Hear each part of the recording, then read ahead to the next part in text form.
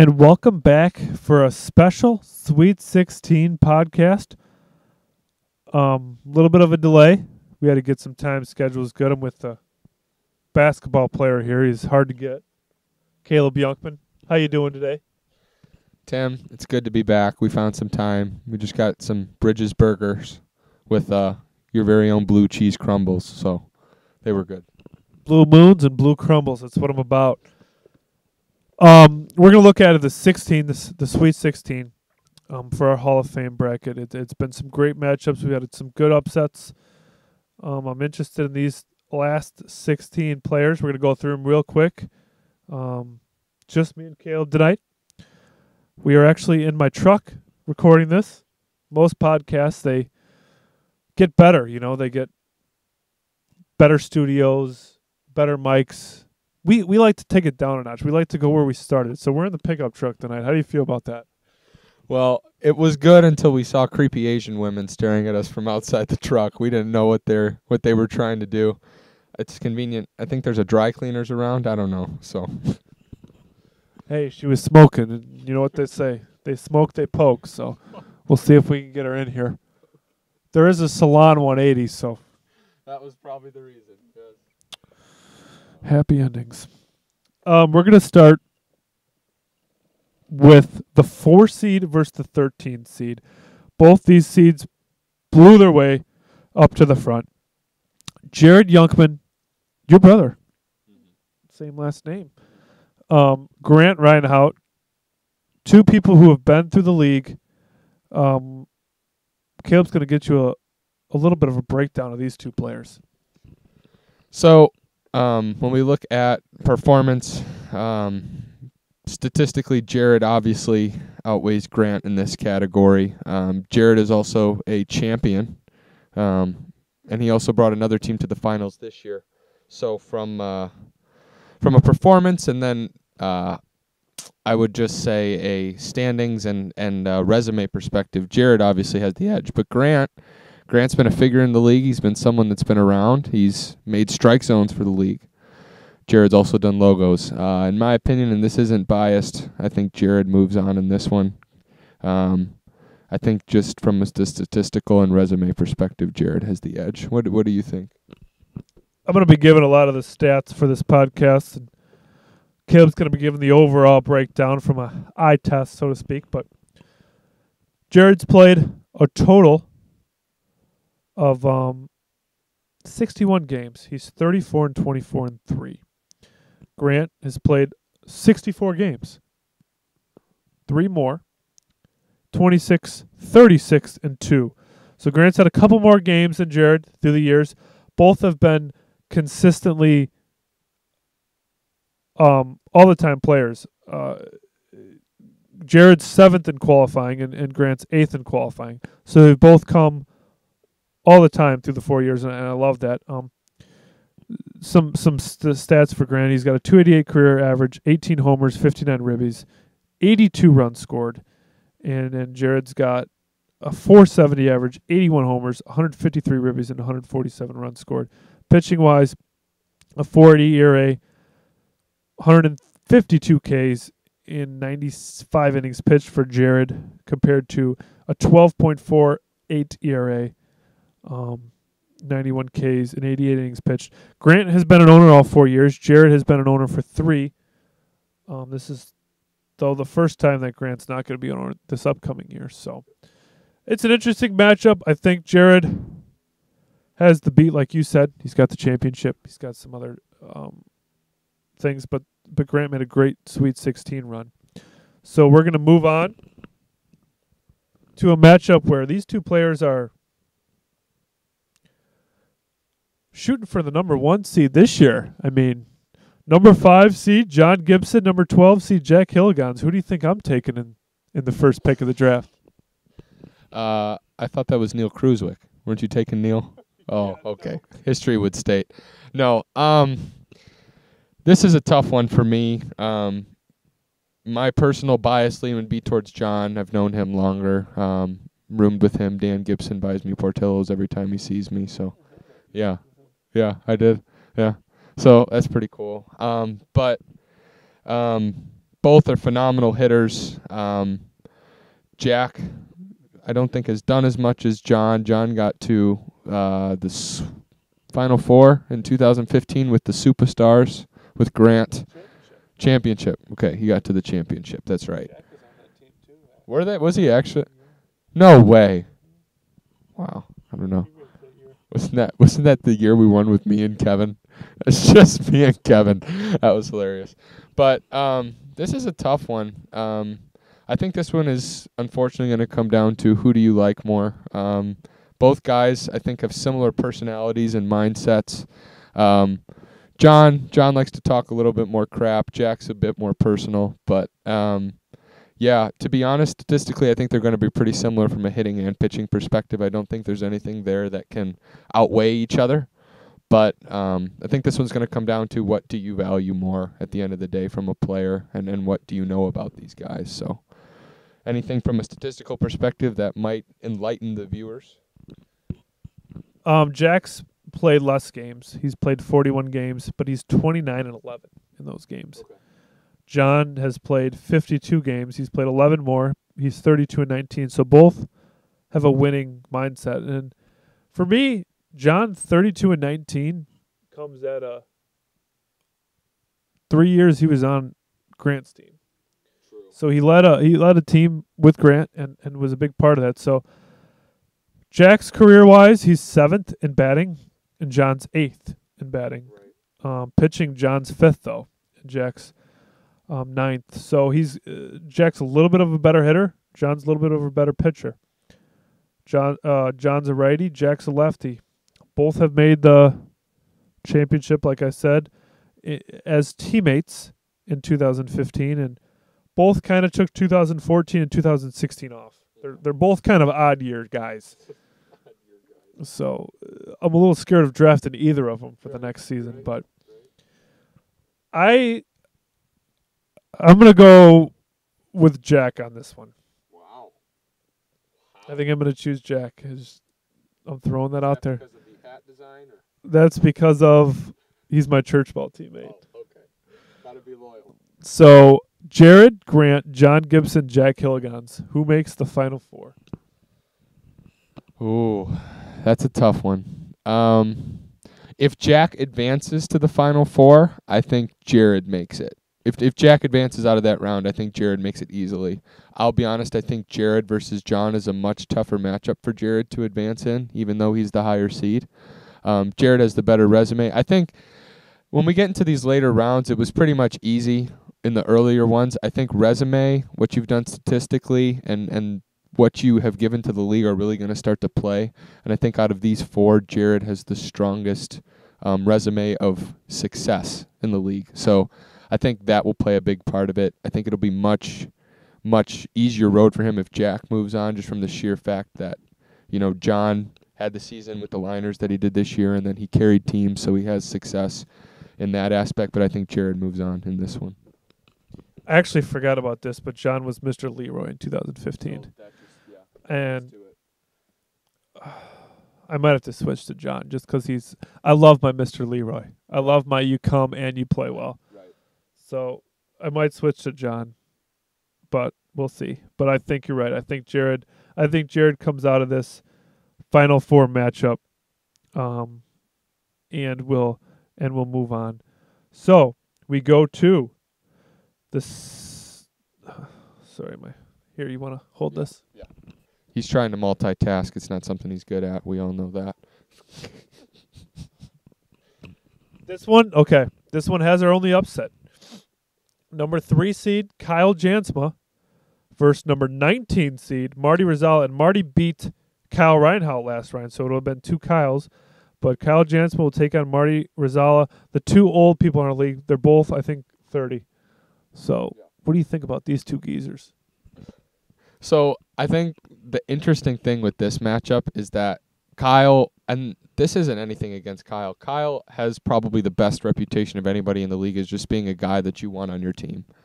He's a good face. He's a good encourager. He's a good leader. And I think that overshadows the fact that, to be honest, he really hasn't done much. I mean, he's been on a few all Leroy teams. Okay, great. So have a lot of people. He hasn't won anything. He hasn't made a deep playoff run. Even though he's been the stud on teams, he hasn't led a team to a championship like a John Gibson has or like a Jared Youngman has. So I think the thing that people take for granted is how good of a guy he is, but when you look at it from a resume perspective, he really hasn't done much. Now, the thing with Marty is that I think Marty has the opportunity to do that in the upcoming years with Kyle taking a step back. But if we're viewing it as with what both these guys have done from a resume perspective, I'd say it's pretty even. Marty hasn't really gone far either. So I think from that sheer perspective, Kyle is going to advance out of this first round just because of his reputation. But I think once Kyle gets into the next round, if he faces anyone with championship, not even winning a championship, but getting to a championship experience, I think that's going to send him home.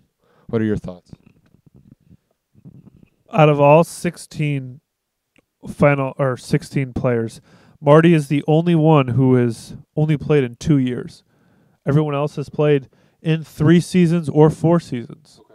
So it's interesting that he beat a co-founder in Kyle Reinhardt to get to the Sweet 16, which is amazing. Right. So that says a lot about Marty's reputation in our league and how quickly he's acquired a fan base in our league. And with going to be a team owner next year in the Diamond Dusters, it's only going to get higher.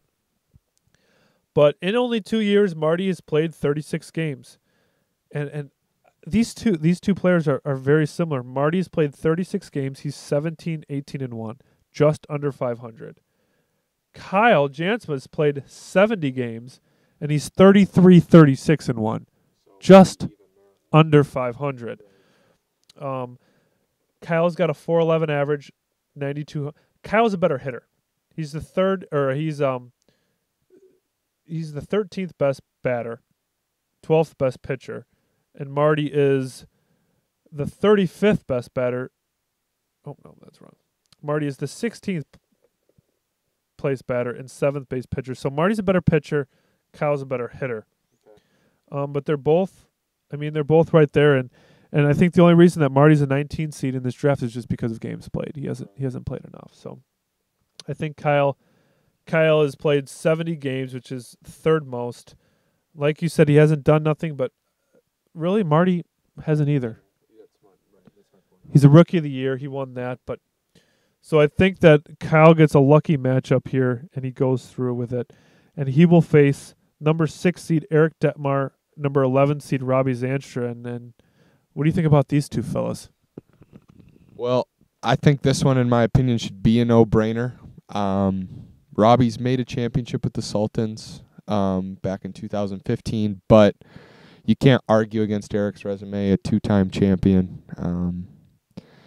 I mean, there's a lot that goes into that. Eric, great pitcher. Yeah, so I think Eric is going to be able to advance in this round just because of his championship experience. I think one of the great things that he's able to do as well is the things he's done with the national team. He's a big pitcher. I think that's kind of underrated too in this and his investment outside of the league. So I think Eric moves on from this. Robbie's a great player when he shows up, but his interest, to be completely honest, hasn't been at the level of some of these other guys. Not that it's been bad, but some of these other guys are way more invested, and Eric is one of them. So despite the seeding of this round, I think this one is actually one of the more clear-cut matchups in the Sweet 16. What do you think? Yeah, I agree. A lot of things that you said. Robbie has to he slowly but surely has come more and more each year. And it seems like his effort of coming has gotten less and less of each year. Like, I can never know if he's going to come. He just shows up, which is fine. It's okay, but he's played 52 games. He's 28 and 24. He had a championship in 2014, and he made the championship in 2016 with the Sultans. Eric's a 2-time champion. He's played 61 games. He's 44 and 17. He's the 3rd best pitcher in the league. Robbie is 9th in both batting and pitching, so he's a great two-way player, and he's a way better two-way player than Eric is. He can do it from both sides, but I just think the impact that Eric's made and going forward as being an owner too, I think, like you said, it'll just force him into the next round. So Kyle Jansma, Marty, Eric, Robbie Zanstra. Who do you got making the Final Four? Not really much debate here. 0 championship experience for many of these people, and Eric's won 2, so that one's pretty easy. Yep, you're right there. So we will move on to the number 1 seed. Are you familiar with who's number 1? I think I might have heard of the guy once or twice. I got with me the number 1 seed, Caleb Youngman, up against Kevin Rogue, and I never would have thought going into the 2016 or 17 season, any season, that Kevin Rogue would be a 16 seed. He left us on a whim, and we're still heartbroken over it. And he's in love. He's engaged. He's moving to Cleveland. He's becoming a Cavs fan. I don't know if all that's true, but LeBron's leaving. LeBron's leaving you. You got to come back home. And I hate to see that he's not going to be in the Sweet 16. You're going to blow him out of the water just because he hasn't played a full year. But what do you got for you versus Kevin? Yeah, I'm not going to talk a lot about myself, but I mean, Kevin. The thing was, during a time where our league was in such a transition, 2014-15, and we were needing people to step up and help and be passionate, Kevin was always a steadying force that we could rely on. That could be someone that might not necessarily jump out and do some tough things, but he would always be there, and he would always be an owner. He was somebody that you looked at and you said, yeah, that's a player in the league we like, is Kevin. And what he did with the national team, still, in my opinion, he could come back and be a top 5 fielder in the country without a doubt. I mean, it was a tough loss to not have him in 2016. I mean, and going into 2017, it was just, I don't know if you felt it, but there are times throughout the year where it just didn't feel the same. It just didn't feel like, I don't know, we were missing something. And it wasn't that Kev was a super vocal guy, but when Kevin got competitive or when he was making jokes and stuff, Kevin was just a guy that you liked being around. So I really hope, even if it's just for 1 week next year, we can see him make the trip out home and play a few games with us for old time's sake, because it was a better league when Kevin was here, that's for sure. He was a consistent. He was one of them guys that I didn't have to worry about it. I didn't have to ask. He was just there, and he wanted to be there, and he cared about it. And it was a huge loss, and it still bites me.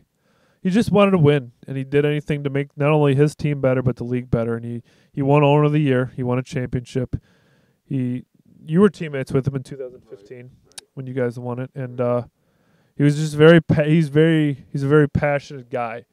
And when he was out there, he was very passionate about winning. And I remember one time it was him and Greg were on a team together. It was just him and Greg, and he's such a fielder. He's the best fielder, like you said. And when it's just him and Greg's the only one out in the field. Right.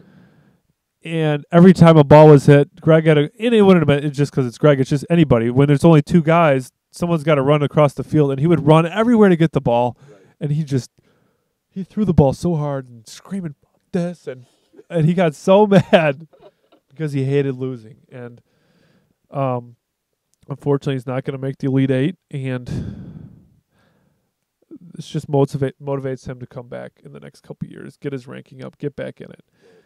After 2014, he was a number 4 ranked player. After 2015, he was number 3. After 2016, he was the number 5 ranked player. So now he's down to 16. And just to get into a little bit of you, 71 games played, 51-19. 3-time MVP, 1-time Mr. Leroy, batting champion every single year that we've had this league. 2-time pitching champ, owner of the year. You were actually the owner of the year last year. Won the Ironman. You've actually won every single award possible. So there's not much else I could say. You should walk your way into the Final Four championship and win it. But you know how that goes. There's those Kyle Ryan. You know how those Kyle Reinhardts pop out there. He's going to stir something. So when you win, will face a very interesting matchup, and my favorite matchup of the Sweet 16. Yeah. Matty D, Sammy Stahl. What do you got? Yeah. I saw this one too, and I was like, shit. I mean, I love both of these guys like they're my own brothers. I think, like I said, when we get down to brass tacks, you can't look at, look at the individual person. You have to look at what they've done. And I think if you try and base, what these guys have done off of, the same circumstances, it's not going to work. Matt is a better performer than Sam. Matt can hit the ball a little bit better, can pitch the ball a little bit better. Sam has trouble with the plate. Sometimes he's a little inconsistent on the mound. But Sam has been one of the most consistent people in the league for the past 2 years. I mean, and there's no debating that. Sam shows up. Sam helps out. Sam brings new ideas to the league. He's on the board. I mean, Sam is the epitome of what you want from a player in our league. Like, if it wasn't for the performance aspect and me showing up every single game, Sam should have won Mr. Leroy or the Iron Man, one of the two, because that's what you want Leroy Wiffle Ball to be. So I think with this one, like you said, I think this vote's going to go both ways. If you want a performance and resume perspective, then you're going to go with Matt. But I think because of how much Sam has actually done, it's not that simple to just say that's what we're basing it off of, because Sam has given so much to this league that hasn't been performance-based. And the thing with performance is that it's tangible. You can recognize it. You can say, yeah, you got that. But the impact that Sam has had is something that's not measurable, and that the people on the board and a lot of people that in the league don't even understand how much he actually does and is willing to help. So I think, unfortunately, this one might be more performance and resume-based, and Matt will have the edge. But if Sam listens to this and he hears this, I want him to understand that upon the people that really know the depth of what you do, it does not go unnoticed. And if it wasn't based on that and it was based on league enhancement participation, I don't know if there's really anyone besides the guy who founded the league that could top you. So I agree with a lot of what you're saying. I think Sam and Matt are both top 5 of the active people that do things outside the league. We have a board of 6, and I think that them two are. Matt's really come to his own. He ran social media last year as well. He's really pushing. He's in control of all of our media going into next year, and he's going to work with everyone on how we can do better and do better things there. I work with Sam now a little bit, and I see him every day, and we talk about this, and he's really worried about this matchup. He's worried about this matchup. He doesn't think he beat Matty, and Matt doesn't have any all-iron teams. Sam's got 2, 2014 and 2017. Right, that's what I was saying. And he's played 65 games, but Matt's played 59, and the reason Matt's played 59 is because he's had deep playoff runs. And Sam has 2, but he didn't play a whole year. So Sam didn't play a whole year. And he's had clutch hits, and he had a walk-off homer for the Badgers this year over the Sliders in the quarterfinals to win them that game. Matt's been a very good pitcher, a very good player, and something that he did is he shut out BWAX in national play for us. He pitched a whole game and did some national stuff for us, so there's that added part to Matt. And ultimately, I think they're both great outside the league. I think they're both good inside the league playing. The difference I think that makes it up for me is they've both been to 2 finals. And Matt's 2-0 and Sam's 0-2. So you, Kevin, Matt, and Sam, what a dynamic 4 that is. Yeah. You think you go out of it? You think you get out of it unscathed?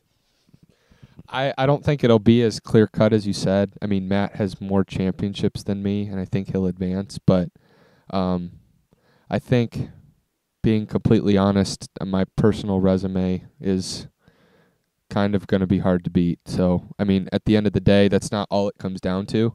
I mean, I do things outside of the league and other things, but, I mean, we'll see. We'll see what the voters prioritize. I think that at the end of the day, it doesn't matter what I think. It's what the voters put first. So. And that's a good thing you said. And there's a lot of things that I didn't mention that you do outside the league, and one of them is our partnership with Orbital. And there's a lot of Orbital players that have been voting, and I think you'll have their vote. So that's going to be huge moving forward. And rightfully so. And rightfully so. Final 4 players that we're going to go over. Brett Detmar, number 2. Andrew Sitter, number 15. A very interesting matchup. I think it's clear-cut. What do you think? I do too. I don't think it would be if Sitter hadn't blown chunks like he did this year. I I mean, there's no and don't get me wrong, this isn't a knock at Sitter. I had him as a preseason MVP candidate. So at the tail end of last year, with the way he was playing and the way he was hitting fast pitching, I mean, you would be dumb not to say he's at minimum an all Leroy player. But then to come in and like literally have Camstra almost outperform him, I don't know what to say to that. So if Sitter had played well this year, I think that's a different story. Brett was a monster all year when he came. Nationals, he was great. He continues to, when he wants to be productive, do insane things outside of performance for the league. Brett will advance in this one. Yeah, I'll start with Sitter on this. And when I first started this league, it was anyone and everyone that I could get, no matter what. Get people. I don't care how passionate they are about, just get people there. And Sitter was great. He came. He was a big part. As I move into 2018, I care about the ability to be able to reach you and not have to worry about if you're coming and what your schedule is and have to text you because you don't have Facebook or Twitter or anything. That's where Sitter throws me off. And I love Sitter. I coached Sitter back when he was a little scrub and playing basketball. And he would bring a flask to 8th grade basketball practice. It's a pack of cigarettes. Hey, coach, you want a cigarette? No. No, Sitter, you're 12. You're not smoking while you're playing basketball. But he's got a tough matchup versus Brett. And like you said, his rough 2017 hurt his ranking because he was 9th going into 2017, and he finishes 15th. And he's played 46 games, and he has a 20-24 record. He actually has a losing record. He's made one championship. He made it when he was a part of the Master Batters in 2014, and they ended up losing. So he doesn't have any of that, while Brett's won 2 championships. And Brett he played 2 years of Nationals compared to Sitter's just 1 regional that he played, which he struggled with, but that was due to wind, supposedly. I wasn't there. So I think this one. 96 degree. Yeah, it was a little hot. It was a little hot. I thought he was going down. Suzanne was really concerned. Which doesn't make sense because he's pretty much black. I mean, yes. You're Mexican. You should be able to deal with this heat. You're from Africa. He threw a fastball in there the one time, and I thought he was going down. I thought we were going to have to get Carl out there to give CPR. I didn't know what was going to happen. So the winner of that will play the last matchup. Me, the number 7 seed, Tim Wilcher, versus the number 10 seed, Jordan Moselle. What's your thoughts? This one as well should be an easy matchup. I think it would be a little bit tougher for you if Moselle actually had a credible resume in playoffs, but Moselle can't seem to get out of the first round. It doesn't matter if he has 3 of the potentially top 5 players next year in Leroy. He just still can't find a way to win in the playoffs. I don't understand his dilemma. I don't know, Jordan, maybe it's your motivation, maybe it's your lack thereof. I don't have the answer for you. But if you could win just one playoff game, I mean, you beat Tim last year, but he didn't have Jared. So, I mean, don't get your dick hard over that. It was last year. We just let it go. So, I'm kidding. I love you, Egg. You know I do. But, yeah, I mean, you started the league. You're the commissioner. You have brought us from going corn videos where the NWI reporter loses the video to the brink of this where we're at now with a website and NWLA recognized and pretty much creating the buzz around wiffle ball today as we know it. So if we don't vote Tim into the next round, we're all pretty much giving him the middle finger for what he's done. So this one should be easy. Obviously, next round might be a little tougher because there's more performance-based credentials with Brett. But I think that one is going to be probably the most interesting matchup, in my opinion, of the bracket because we're really going to see. I think this is bigger than what people are making it because we're going to see what Leroy prioritizes. Are we going to prioritize what we're trying to create as a product and as a service and what we love to do? Or are we going to prioritize winning? And I think through this draft, we're going to get a really, really clear sense of where everyone is at in the league. Yeah, I think so. And you know what? I love Egg. He's the only owner. He's going to be the only person who's been an owner for all 5 years going into next year. The Backdoor Sliders has been his team name from day one, and he's played 66 games and 3-time All-Star.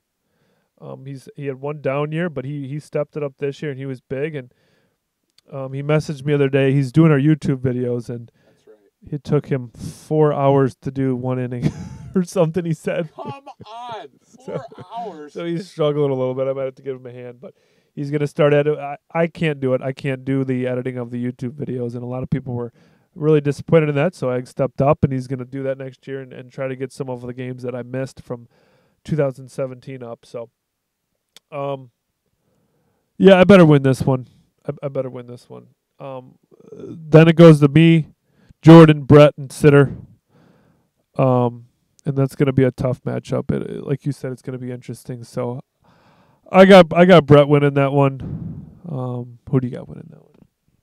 I really do think you. I mean, it's nothing against Brett and what he's done from a performance perspective, but I don't know how you can send out the founder, commissioner, leader, changer of the league this early. Although, like I said, the only way I can see it is from a performance perspective. If Brett only won one championship, I'd understand that, but he's won 2, and it's back-to-back, and he does what he does at Nationals, and he's a vice commissioner. We'll see. I think it's going to be really, really telling. I think this one could be literally decided by 1 or 2 votes, to be honest. It'll be that close. So that's that. That's the Sweet 16. Obviously, we're going to have a Final Four podcast. I think I'm going to bring Greg in with that. I'm thinking me and Greg will probably both be out by that point, but maybe not. We'll see how it goes.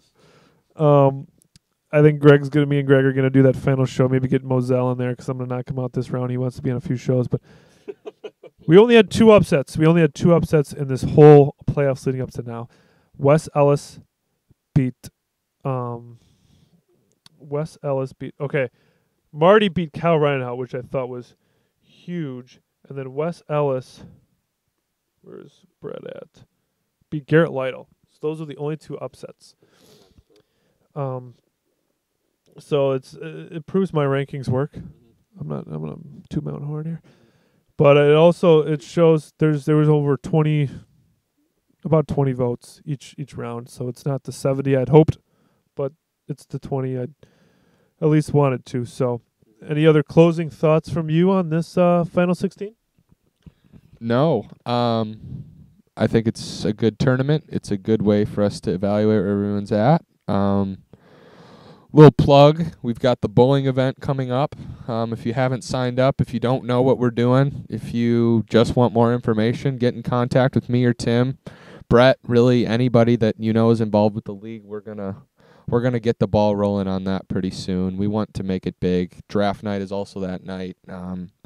It's going to be a really, really fun time. And as always, we're always looking for ways to make the league better. If you think we can do something better, if you think we're not doing something good, let us know. We want to make this as best as possible.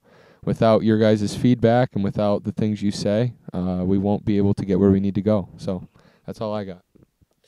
Yeah, and another thing about this bracket is all of our awards are based on stats that I have, and this is the only league voted thing. So a lot of other leagues kind of make fun of us trying to Hall of Fame, but it's our only league vote where the players get to decide who goes farther in. And I like to see the progression and see how far people go, and next year to see if they can go a step farther or that. So be some huge announcements, and I'm talking Trump style announcements coming. This league's going to be. Who are we bailing out of prison? Yeah, that's true. What is his name? Lamego? Leangelo. Yeah.